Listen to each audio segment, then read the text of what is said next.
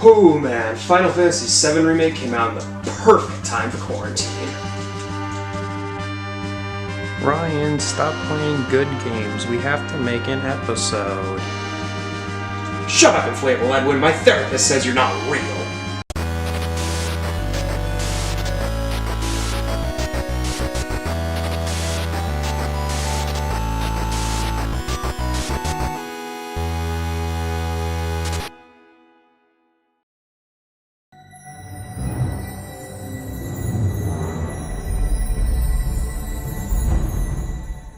Final Fantasy VII is arguably the most popular entry in the franchise, and of course, it would spawn a number of spin-off titles. In 2006, Square Enix released Dirge of Cerberus Final Fantasy VII, which is a third-person shooter starring Vincent Valentine. With FF7 Remake coming out, I was really interested to try out the only entry in the Final Fantasy VII series that I hadn't played. Dirge of Cerberus was developed during the rest of the compilation of Final Fantasy VII projects, and as such, this game still has the original voice cast, which is something I'm going to deeply miss while playing the Final Fantasy VII Remake. The story is set 3 years after the original game, or a year after the movie Advent Children. Basically, Shinra has yet another secret group of super soldiers called Deep Ground, who are focused on the research of Dr. Lucrezia Crescent, Vincent's previous love interest. The story here is a bit convoluted to say the least, and Square Enix originally chose Vincent as the main character to help shed some more light onto his previously unknown backstory. So how is the game now? Well, I actually had a lot of fun with this one. The game is a lot different for Square Enix and for the Final Fantasy series. The shooting feels nice, and with the added touch of RPG customizations, it becomes much more in-depth. Vincent is able to hold 3 different guns, each able to be fully customizable. Typically, you have 3 basic frames, a pistol, submachine gun, and a rifle, and you can add different attributes to them to best suit your needs. The guns are also able to hold materia, much like in Final Fantasy VII, which allows you to use some magic. You also have a basic melee attack, but shooting is the primary focus here. It feels great to switch between weapons and maneuver throughout the levels. They are pretty linear, and at times feel basically like a breeze. Vincent can also use limit breaks providing you have the item to do so, which turn him into this big beast that wreaks some real havoc. The game is broken up into 12 chapters, each with their own title and sub-objectives, which when completed, give you bonus EXP and gil. At the end of each stage, you get graded based on your performance, and get a chance to buy items and upgrades before moving to the next chapter. Typically, you walk through levels and defeat enemies, not really any platforming here per se, but there are boss fights. Most of the time, they're kind of a joke. One boss in particular was really tough in comparison, but generally, the game is relatively easy. Also, there's one Cait Sith level. It's really short, it's stealthy, I honestly don't know why it's even here, but it is. Now, this game has a lot of promise, and it is quite fun, but I hate to say it, the worst part of this game is that it's a Final Fantasy game. The story is very confusing, and even though it follows the Final Fantasy VII lore, to me, it's still a bit too much to follow. Obviously, if you aren't familiar with the original game, you're going to be even more lost here. What's even worse is the pacing of the game. So much time is spent going through like 5 minutes of combat, and then having the game stop and load a cutscene. And there are a lot of cutscenes. The actual, movie cutscenes look very good for the PS2, but then you get a lot of these in-engine cutscenes, so to speak, that really grind the game to a halt. Even the beginning of the game is like a 20-minute cutscene, and then it immediately throws you into combat without a tutorial at all. Thankfully, you can access the controls in the menu, and you can even rebind them, which is nice. I personally messed with the item usage buttons, because as a default, pressing left on the D-pad goes through your items, and pressing right on the D-pad uses that item. I would accidentally use items so many times before I ended up rebinding the controls. Dirge of Cerberus looks and feels to me like a Devil May Cry game, but with a Square Enix twist. And that's not a bad thing to say. I really do like how they experimented with a new genre here, even if they did kind of slap a Final Fantasy logo on it. It was bogged down with some awkward pacing issues, and its ties to Final Fantasy VII, to me, feel like it kind of limits some of the potential the game could have. And honestly, if they wanted to, they could have just made a game in this type of genre in its own series. It's fun, I love Final Fantasy VII as a main game, and the movie is fine as well, but I don't feel like it's necessary to be here. As unlikely as it is, I would play another game from Square Enix in this genre, maybe not with Vincent per se, but starring a different Final Fantasy character, or even just outside of Final Fantasy. Just, if they do, leave out the Kate Sith level next time.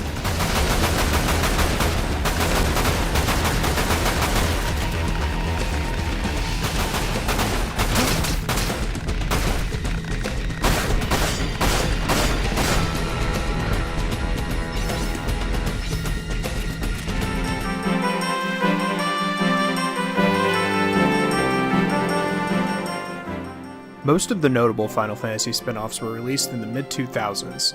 Around this time, they were starting to get creative with the worlds of Final Fantasy, and were trying to see what they could do with them. One such world is Ivalice, the world from Final Fantasy XII and the Tactics games. It also happens to be my personal favorite Final Fantasy setting. This world has got a ton of attention, and is where the game I am talking about takes place. Final Fantasy XII Revenant Wings is a sequel-ish to Final Fantasy XII, if that wasn't already obvious. It was developed by Ivalice Alliance for the Nintendo DS and released in 2007. I want to warn you in advance though, the footage for this one might be a little difficult to follow because I'm recording on my Wii U and my recording options were a bit limited.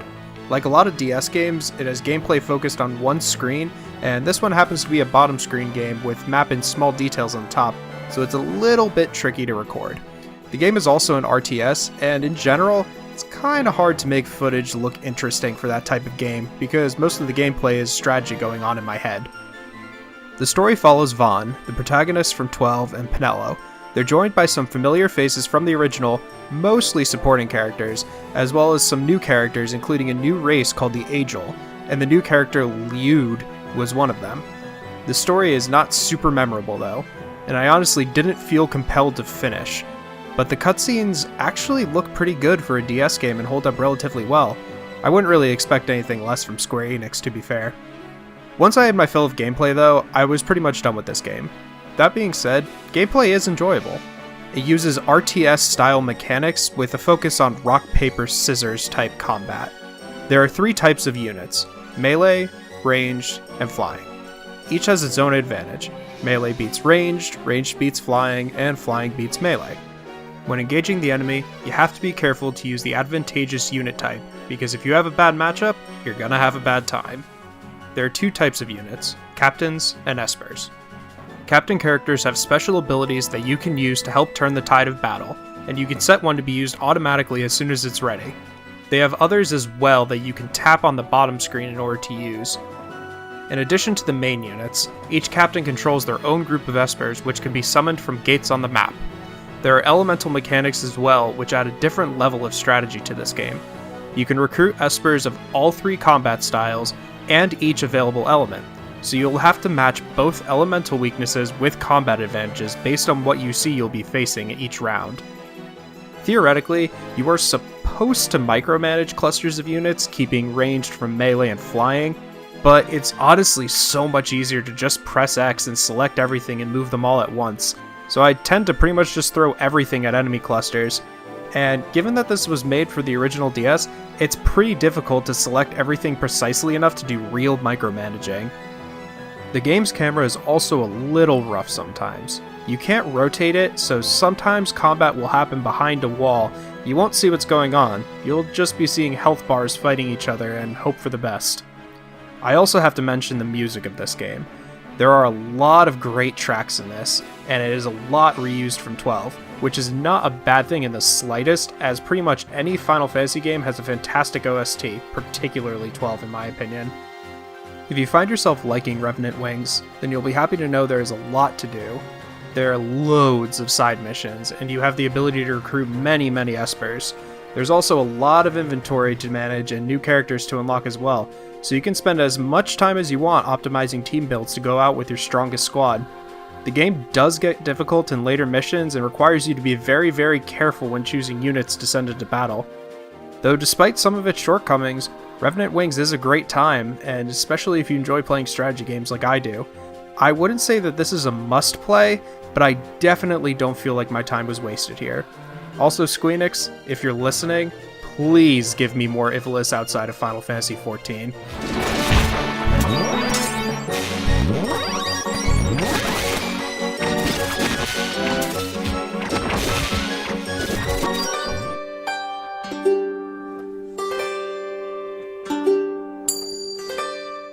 Can you believe there was a period where Square refused to publish on Nintendo systems? The breakup between the two companies over Final Fantasy VII needing to be on a CD as opposed to a cartridge caused a rift between the two companies that lasted almost 10 years. Heck, Square even abandoned the Game Boy for the Wonder Swan.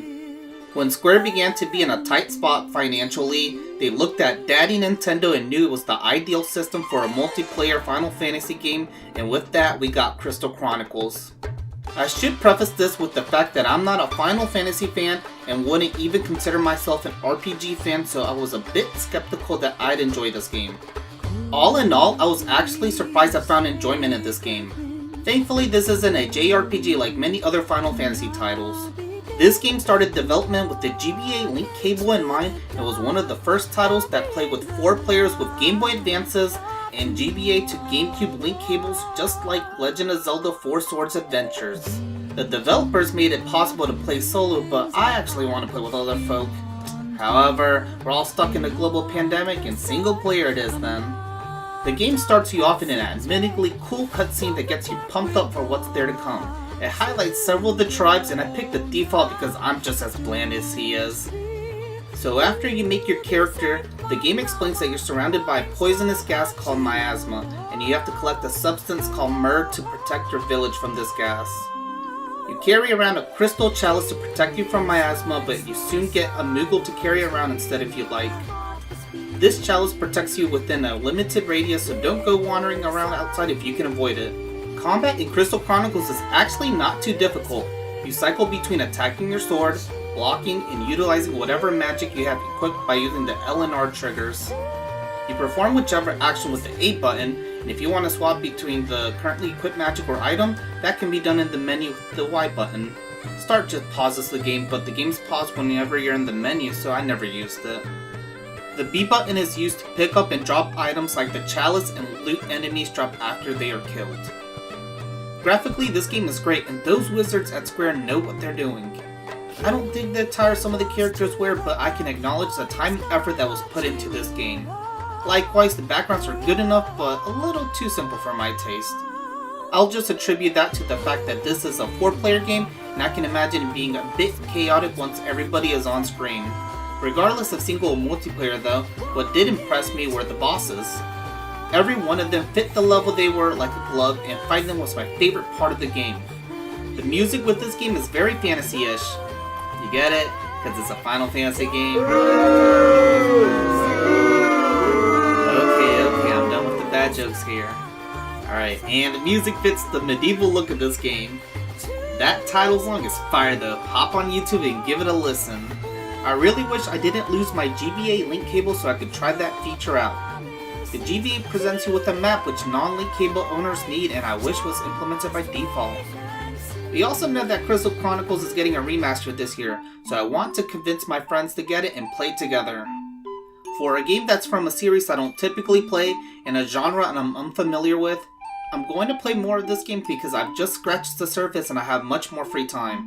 I mean, what else am I supposed to do at home aside from playing video games?